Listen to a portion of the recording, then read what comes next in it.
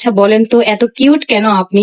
আসলে আমি কি বলবো, আমার এত পরিমাণ কমেন্ট আসে যে আখি আপু তুমি হচ্ছে ন্যাচারাল বিউটি, ন্যাচারাল কিউট, মানে কি যে বলবো, এত কমেন্ট যে আমার আসে।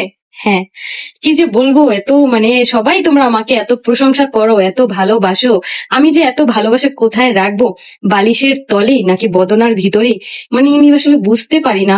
এই যে এত কিউট কিউট বলো, আমি আসলে মানে মেকআপ ছাড়াই হচ্ছে অনেক বেশি ন্যাচারাল কিউট, আর হচ্ছে আমি অনেক বেশি ন্যাচারাল কুইন। তো এই জন্য হচ্ছে তোমরা আমার আখি নামটা বাদ দিয়ে এখন থেকে আমাকে ন্যাচারাল কুইন বলে ডাকবে, যাতে করে আমার মনটা অনেক বেশি খুশি হয়ে যায়। কারণ আমার হচ্ছে অনেক বেশি ওভার কনফিডেন্স।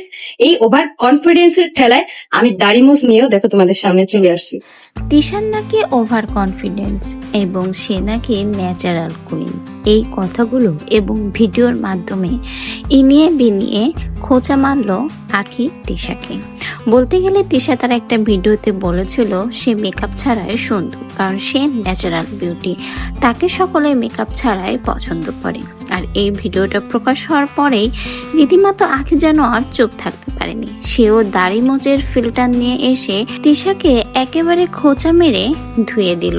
তিশার যে অতিরিক্ত ওভার কনফিডেন্সের ঠেলায় সে নাকি চোখে দেখে না, এরকম নানা কথাই বলেছে এবার আখি। বলতে গেলে তিশার সেই কথাগুলোই এবার ব্যঙ্গ করে আখি তার ভিডিওর মাধ্যমে তুলে ধরেছে।